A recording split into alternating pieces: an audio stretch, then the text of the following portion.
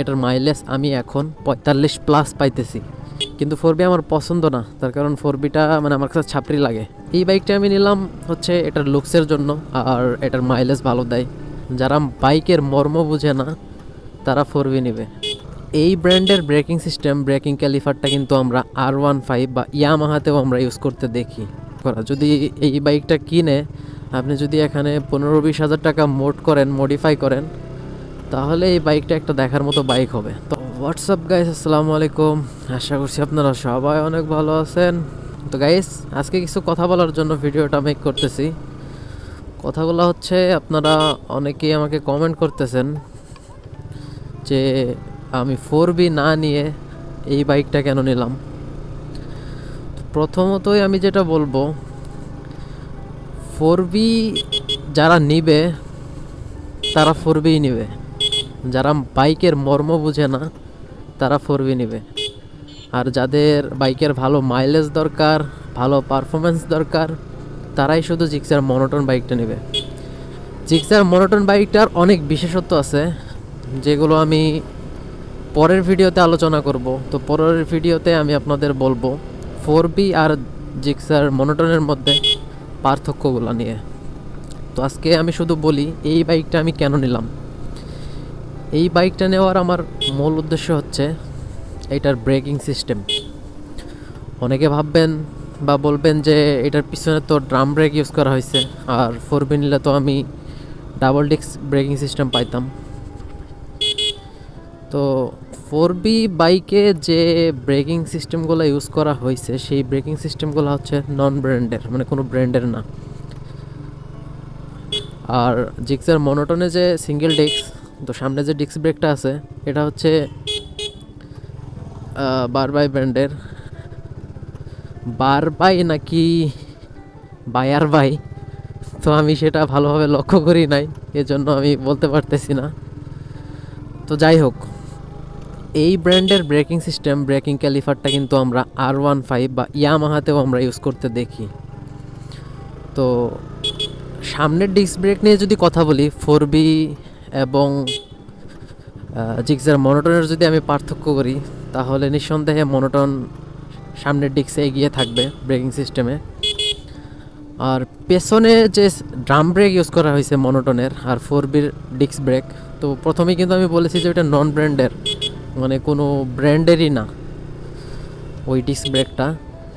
তো এটাতে যে ড্রাম ব্রেকটা ইউজ করা হয়েছে, এটা কিন্তু খুব ভালো। অনেকে ভাববেন যে ড্রাম ব্রেক দেখে মনে হয় ব্রেকিং সিস্টেম খারাপ হবে, আসলে কথাটা এরকম না। এটার ড্রাম ব্রেকটা অনেক ভালো।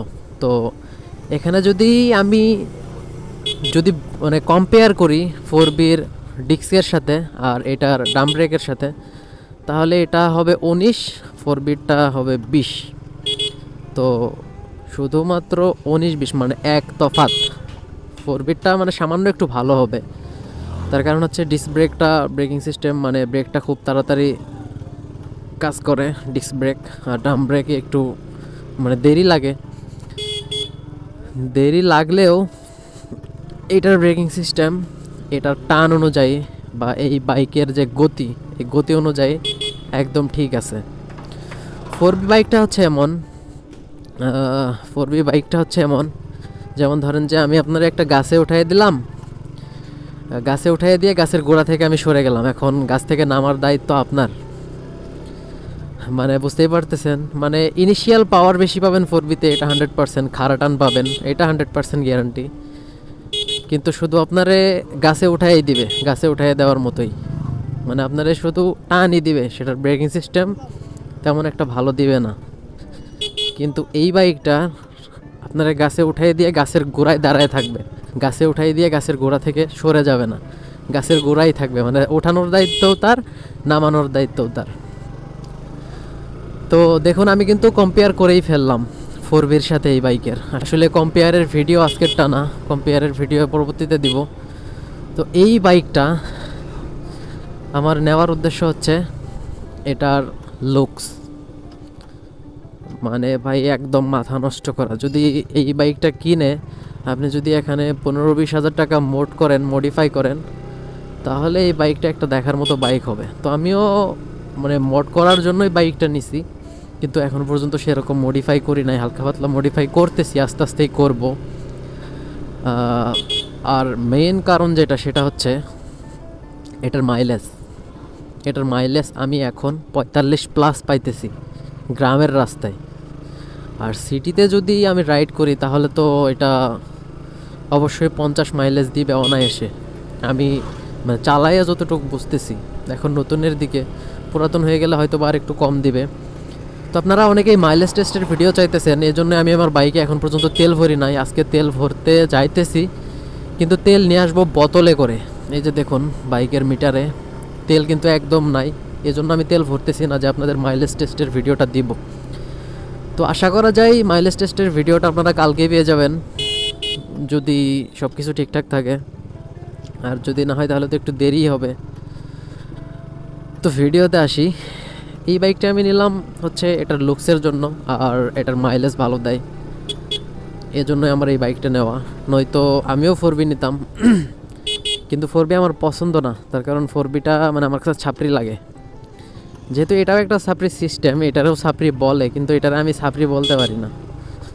তার কারণ হচ্ছে এটার লুকস, এটা আমার একটা ইমোশন। আমি চাইলে এর থেকে ভালো বাইক নিতে পারতাম, জিক্সার SF নিতে পারতাম, কিন্তু এটাতে তো মানে মডিফাই করার মতো জায়গা নাই। এইটার আপনি প্রত্যেকটা পার্ট মডিফাই করতে পারবেন, এরকম একটা অবস্থা। এই জন্য আমি এই বাইকটা নিলাম। তো গাইস, ভিডিও আর বড় করব না, মাইলেজ টেস্টের ভিডিও কালকে দেবো আপনাদের বলে দিলাম। তো সেই ভিডিওটা যদি মিস না করতে চান তাহলে অবশ্যই চ্যানেলটিকে সাবস্ক্রাইব করে রাখবেন। আজকের ভিডিও এ পর্যন্তই। সবাই ভালো থাকবেন, সুস্থ থাকবেন। আল্লাহ হাফেজ।